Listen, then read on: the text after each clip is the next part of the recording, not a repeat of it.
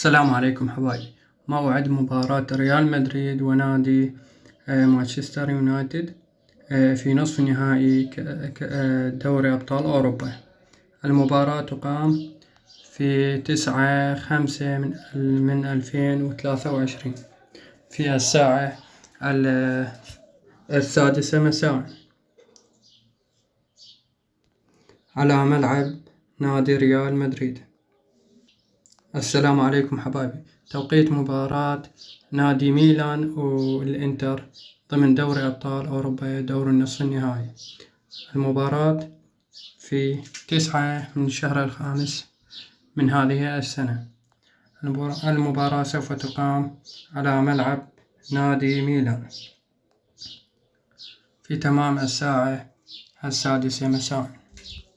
حبايبي، إذا عجبكم الفيديو لا تنسونا بالاشتراك واللايك.